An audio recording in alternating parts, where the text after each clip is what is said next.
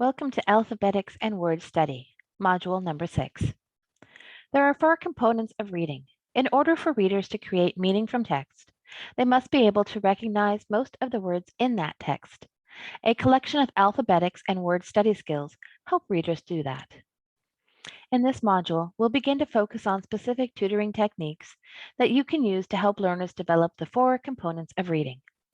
Please note that although we will address the components of reading instruction in a specific order, that doesn't mean the skills must be taught in the same order.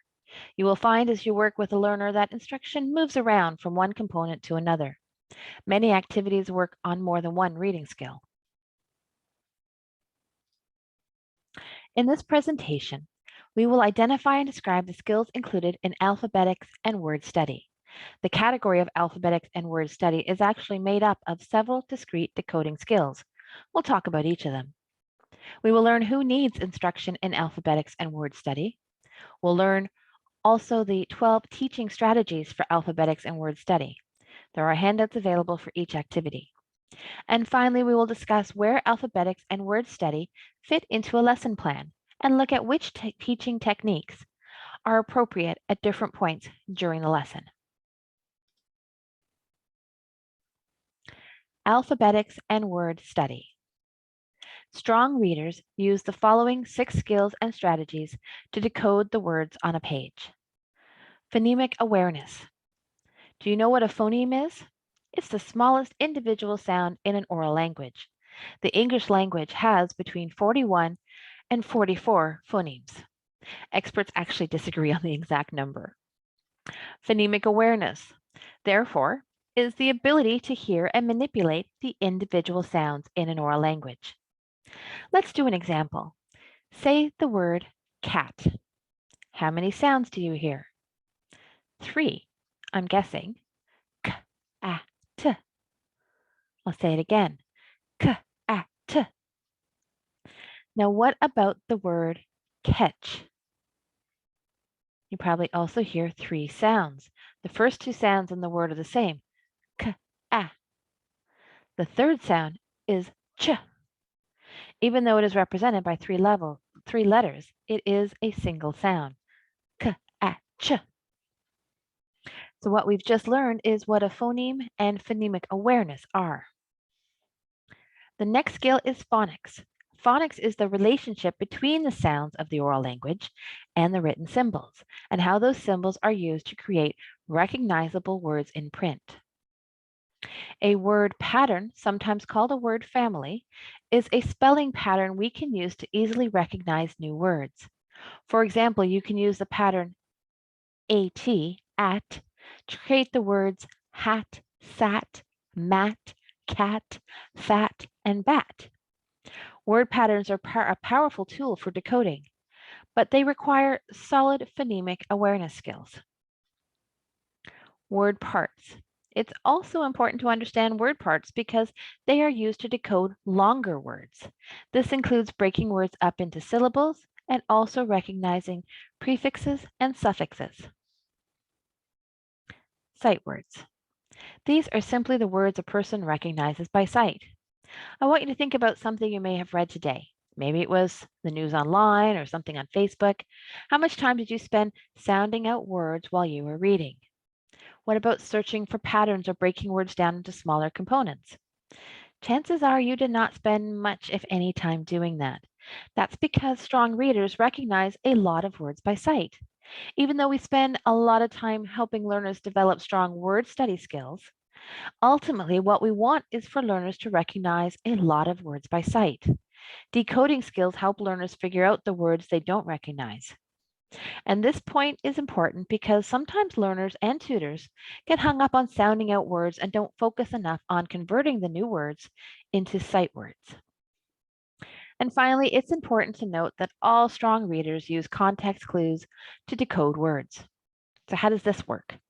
Imagine you are faced with a word you don't recognize by sight, a word you're having trouble decoding. You're going to read the text around the difficult word and figure out what meaning would fit.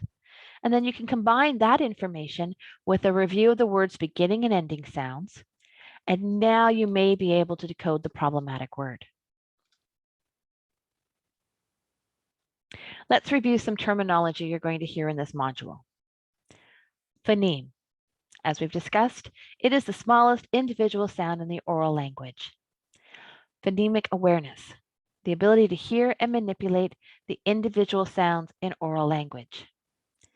Grapheme, the letter or letters that represent a sound when it is written. Phonics, the relationship between phonemes and graphemes.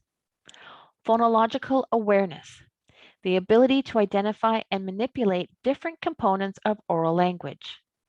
Phonemic awareness is a subset of this. So on this, we also have the onset, the initial consonant in a syllable, and the rhyme, the vowel and whatever follows the onset. And finally, decoding, using skills and strategies to identify words in print.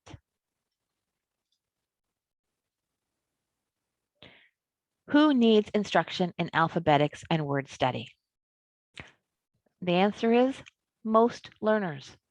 As you might expect, non-readers and beginning readers will need this kind of instruction. They've had little training in these skills and strategies, and many of these skills do not come naturally. Tutors working with intermediate readers, learners, say, reading at a grade 4 or 6 to 6 level, may find that these learners have gaps in their ability to decode words, and because of the gaps, they may rely heavily on context and familiarity with the topic for decoding. Here are some things to look for. The learner's reading progress has plateaued.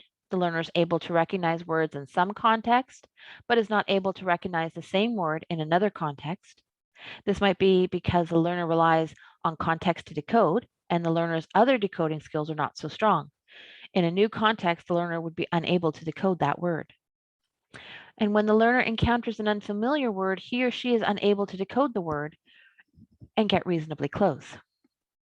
Now, it's true some of these reading issues can have other causes, but if you see that they're cropping up frequently for a particular learner, you can try activities that help to develop alphabetics and word study skills and see if they help.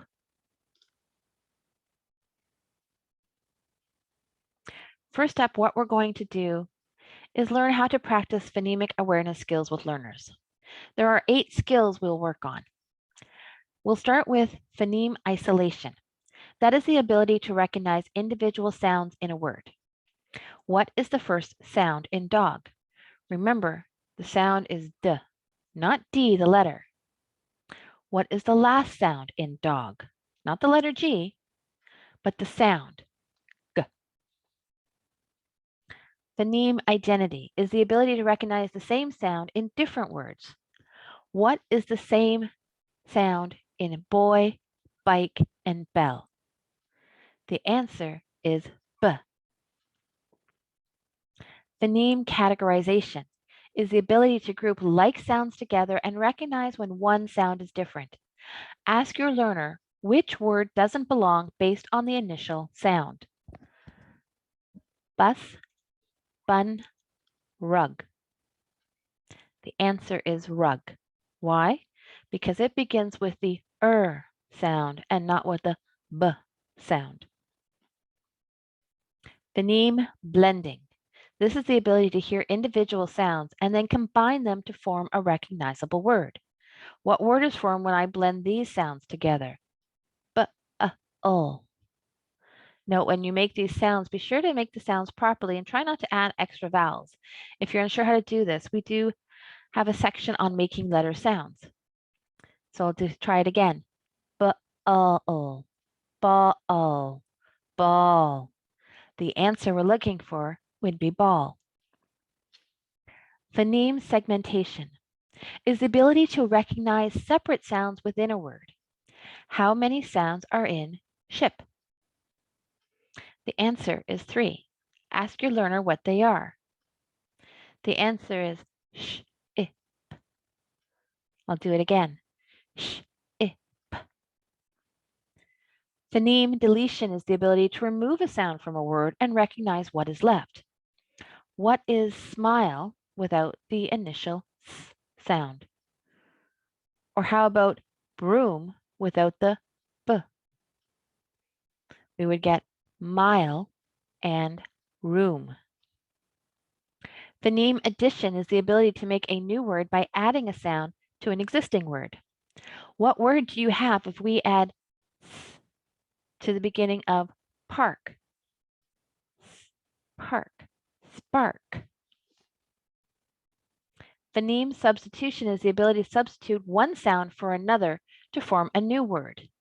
In the word bat, we're going to change the a sound to eh. Note the sounds are short vowel sounds.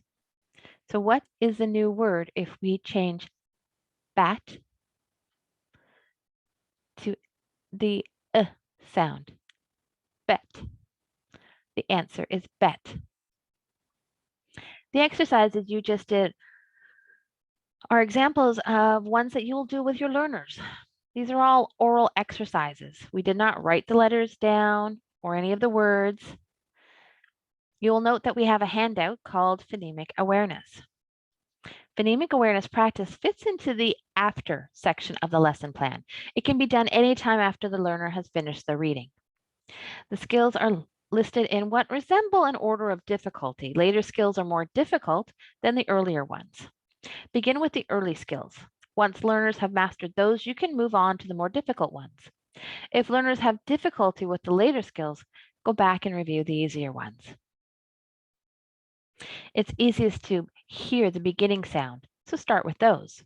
But you'll eventually want to practice recognizing phonemes in beginning, middle, and end of words. Making sounds correctly. If we're going to teach learners to recognize and manipulate the sounds of English and connect those sounds to letters, we need to be sure that we can make the sounds correctly. We have a video series on our Facebook page which demonstrates how to make the sounds, so you may want to check that out. Looking at the letters on the screen, I want you to take a few seconds to say each of the letters out loud. I'll wait.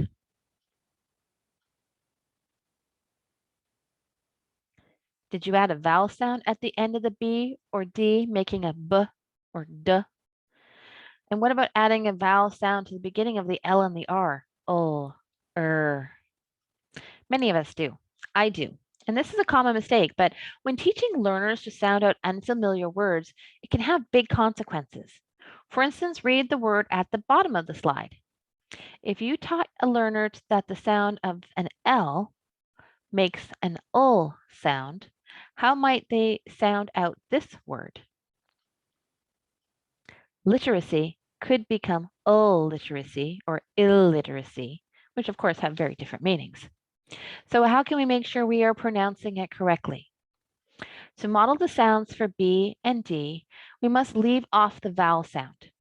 A good way to do this is to think of a word that begins with the letter and then has a short I immediately following it, like maybe bit or dig. As you start to say the word, clip it after the initial consonant sound. The short I sounds are easier to clip than some of the other vowels. So when you're saying bit, it's b, b, or dig, d, d. So what about L and R? A good way to think of these words are to look for letters, words that begin with the letter. Something maybe like a lion or road. Start to say the word and continue with the initial sound instead of saying the rest of the word. L, lion, L. An L sounds like L. And what about the R? Road, R, R, road, R. It's a good idea to practice beforehand if you're going to start teaching this to a new learner. All right, we have some more terminology. When you're working with learners in phonemic awareness and phonics, you will need to describe to them how to make different sounds. So here's some terminology that might be helpful. Voiced. This means that the vocal cords vibrate, as in the V sound of the letter V. So you're going to put your hand on your vocal cords and say the sound V. You should be able to feel the vibration in your vocal cords. Let's try again together. V. Unvoiced. This means that the vocal cords do not vibrate, as in the sound of the letter F. So again, let's put our hands around our throats and say the sound. Let's try it again together. You will not be able to feel your vocal cords vibrating. A continuant sound. This means that the sound can be continued as long as you have breath. All vowel sounds are continuants, and some consonants, such as v and f, the sounds we just made. Stopped. This means the sound cannot be continued. Some consonant sounds are stopped, such as b and d. And finally, we have nasal sounds. These sounds come through the nose. There are 3 nasal sounds, the M, the N, and the NG. So I want you to try something I bet you never have before. I want you to say each of these sounds, the and ing, and then I want you to say them again. But as you sound it out, as you're saying I want you to pinch your nose closed. And if you pinch your nose closed like I asked, you'll have discovered that the sound stops abruptly. You can't continue these sounds if your nose is closed off.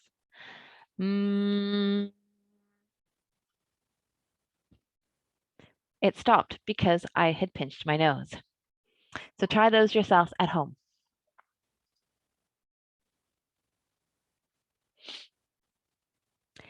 Thinking about sound. If you're like me, you probably not critically thought about how you make different sounds. So in the next activity, we're going to start doing that. There are 14 sounds in the English language that can be grouped into 7 voiced and unvoiced pairs. This means the sounds are made up in exactly the same way, except that for one you used vocal cords and the other you don't. So let's take 30 seconds or so to sound out each of the other letters. The information in parentheses tells you what sound to use for this exercise. The hard C sound and the 2 sounds for S, as in snake and measure. Make a note of which ones are voiced and which ones are unvoiced. We'll look at the answers in the next slide.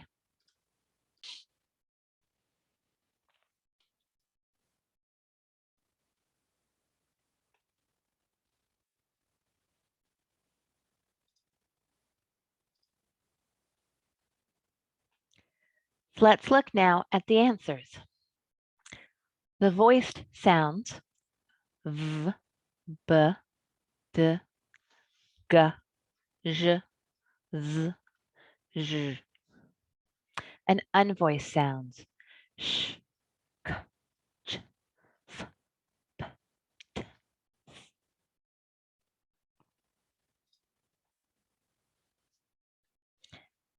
Let's look at teaching phonics. Helping learners connect the sounds of English to letters on the page is what we do when we teach phonics. So we're going to give you a basic process to follow for teaching phonics, but also provide you with some additional activities that you can use to review and practice phonics. Selecting stories that emphasize a specific phonics element is common in published instructional materials for beginning readers who need phonics instruction.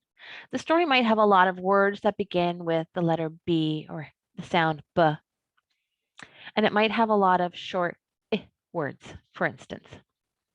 When this is the case, the initial phonics instruction will occur before learners read. As they read, the phonics element is reinforced. The learners do additional practice activities related to the same phonics element after the reading. In both published instructional materials, the publisher or the tutor might also use a picture to generate words that reflect the phonics element. We have another handout for you called Teaching Phonics that you should find helpful. So what we see here is a picture. This is a typical exercise that you can do with a learner. You're going to start by looking at the picture on the slide and ask your learner to tell you what they see in the picture. For instance, they may say that there are some people on a street in front of a bookstore. 2 kids are playing ball, a woman's looking into the store window while holding a baby, and a man is walking down the street with a couple of bags of groceries. You would praise them for this and point out to them that in this lesson, we're going to learn about the letter B. You would point to the top of the slide or the top of the page at the small letter B and the capital letter B, and you would demonstrate what it sounds like. B. So just as I'm explaining to you, you'd explain to the learner that the B makes the sound of B that you hear in books or bag. You're going to try to use words that your learner used when describing the picture. And then you're going to ask the learner to listen to the words as you say them again. Books, bag. You're going to ask your learner to write those down in their notepad, or you can help them write them down. And then you're going to ask your learner to read the words back to you. Books, bag. Say to your learner, when you were describing this picture, you used some additional words that began with B. Let's look at the picture again and tell me the things you see in the picture that begin with the letter B or the sound B. You can make a note of these as the learner says them. You may need to remind them that they're looking for just the beginning sound of B. When your learner's finished finding all of the B words that they can, you're going to read the list of words.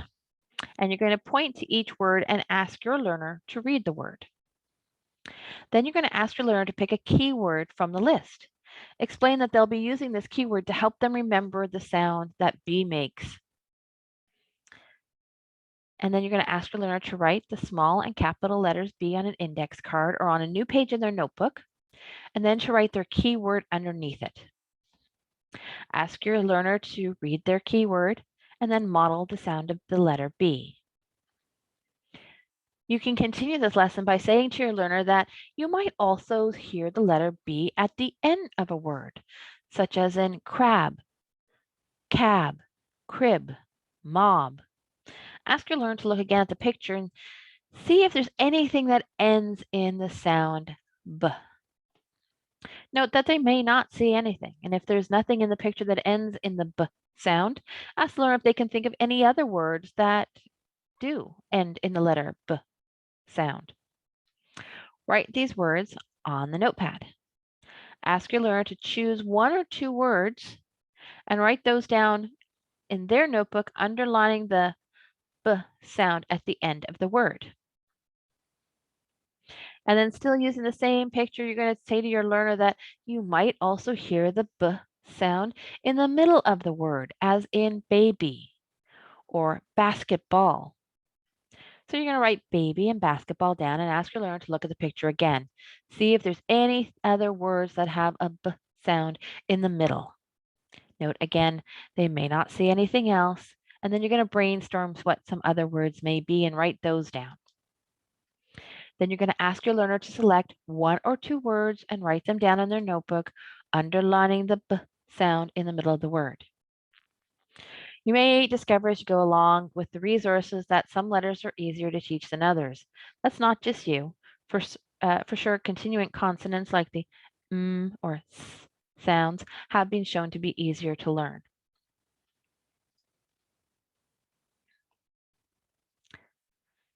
You will see that we have a handout called Alphabetics Practice Activities. This sheet contains step-by-step instructions for how to conduct 12 different activities, along with ideas for mixing them up. Now, we're not going to go through all of the activities as the full instructions are there for you on the handout, and you can try them on your own and eventually with your learner. The most important thing to remember is to have fun with it. These practice activities should be fun. If your learner is getting frustrated with one, then try something else.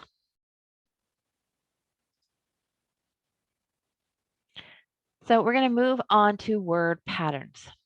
And we're going to investigate other skills and strategies that good readers use to decode words. The first is recognizing word patterns or word families. A word pattern is a consistent letter or sound pattern that learners can easily manipulate to create new words. Look at the column here on the left. On the left is a classic example of a word family. By adding different beginning sounds, learners can create many words from the at word family. What phonemic awareness skill is required to do this? Do you remember? It's phonemic addition. We're adding a letter to the front of the word. When practicing with learners, you don't always have to focus on a word family and switching out the initial sound. You can also use patterns to show how various phonics principles, such as the silent E, for example, may affect the sound of vowels. We show this in the second column. Tim, with a silent E on the end, becomes time. Mad becomes made. Cap becomes cape. And finally, you can use word patterns to practice substituting, another phonemic awareness skill. The different vowel sounds into the word pattern to create new words. So here we're going to swap out the A for the other vowels. So instead of mad, we have med, mid, mod, and mud.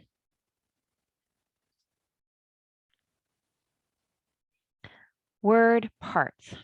Using word parts to decode words in print involves a variety of elements. Word roots, prefixes, suffixes, syllables, compound words, contractions, plurals, and possessives. Recognizing word parts will help learners decode longer, more complex words correctly. Skills like understanding roots, prefixes, suffixes, compound words, and the difference between the plurals and possessives also help learners to identify word meanings, supporting both vocabulary development and comprehension. So let's take a look at teaching syllables. Again, I'm going to bring your attention to a handout we have called Alphabetics Practice Activities and the section specifically on teaching syllables. It explains in detail what a syllable is and how to teach syllables to your learner.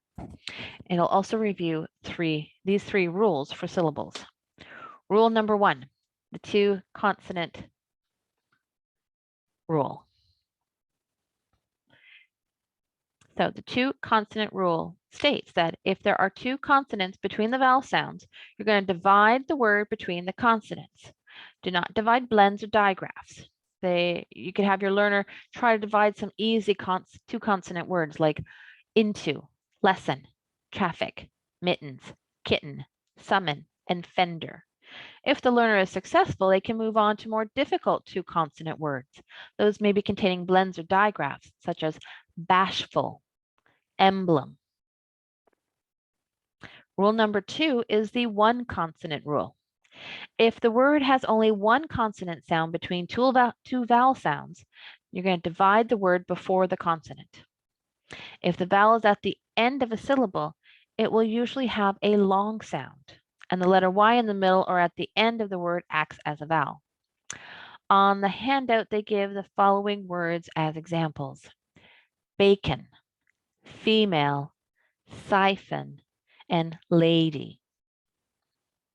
Lastly, we have my favorite. At least I really enjoy the name of it. The 1 consonant oops rule. Sometimes the 1 consonant rule doesn't work. If the word doesn't sound like a word you recognize, divide the word after the consonant. The vowel will have a short sound, and words here to use here can include lemon, visit, second, and travel. If we were trying to do that using the regular 2 consonant rule, it might sound more like Lehman, visit, second, and travel. Those don't sound correct, which is where the oops rule comes in. Lemon, lemon. Visit, visit. Second, second. And travel, travel.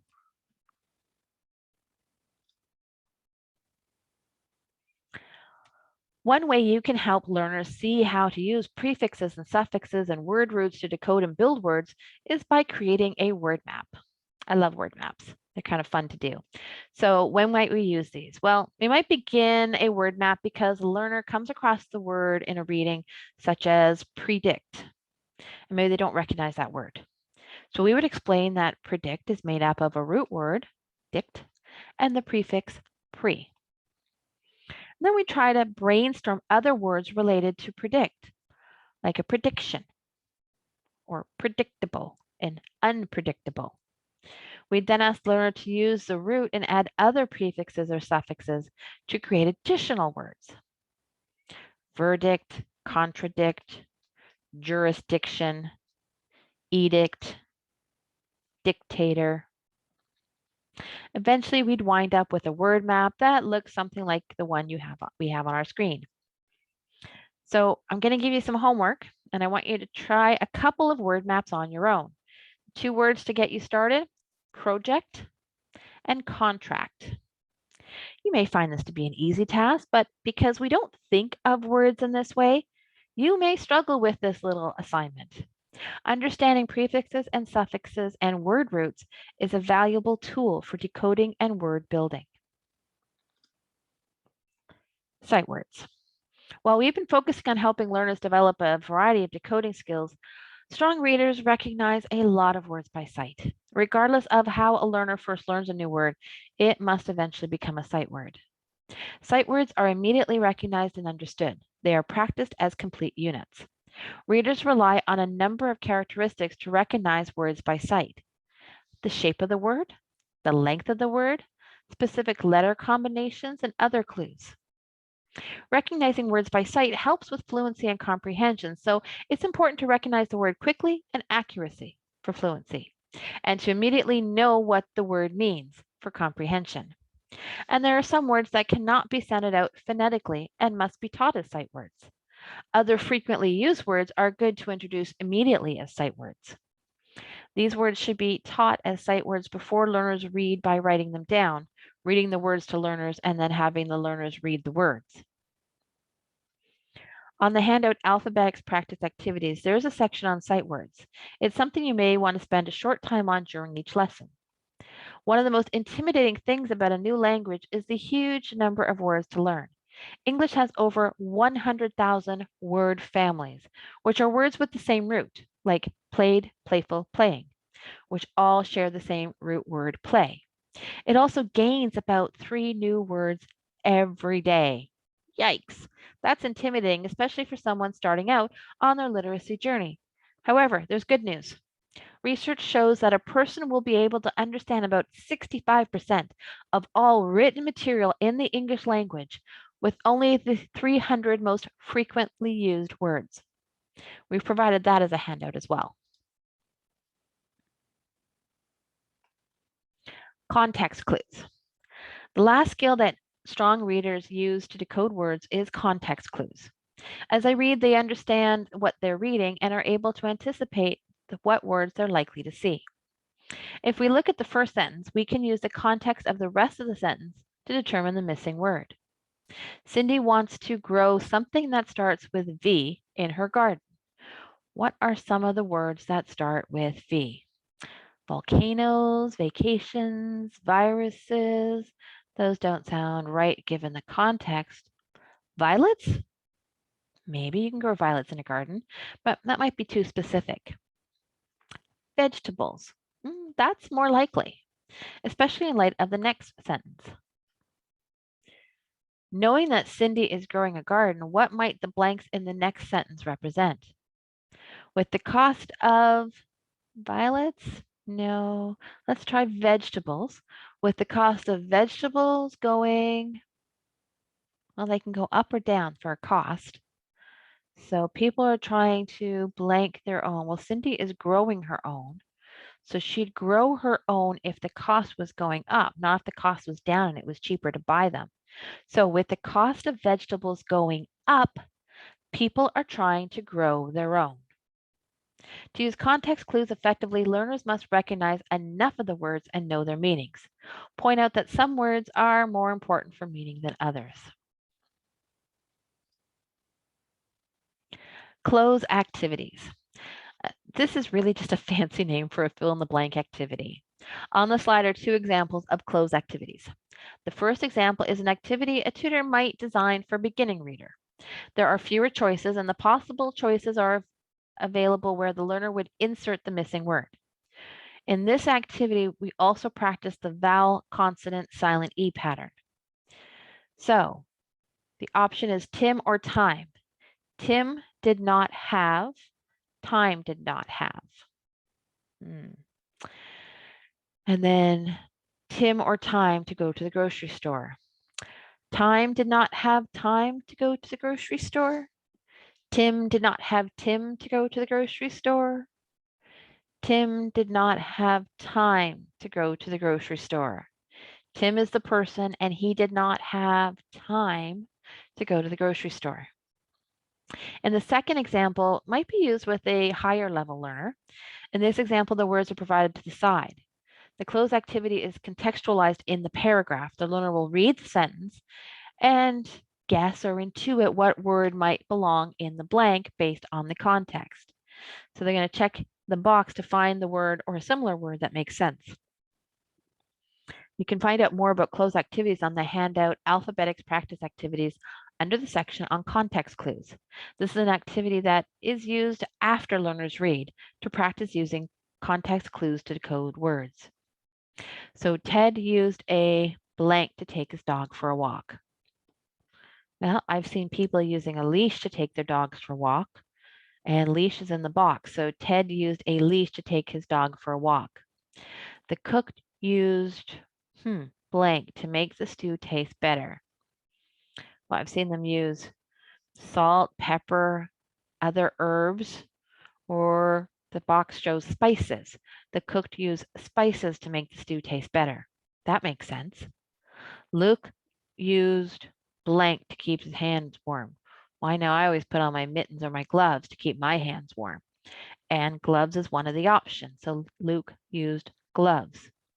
Because the cook certainly wouldn't have used gloves to make his stew taste better. And I don't think Ted would have used gloves to take his dog for a walk, though they would have kept his hands warm while he was walking the dog. So maybe. But Ted used a leash, the cook used spices, and Luke used gloves.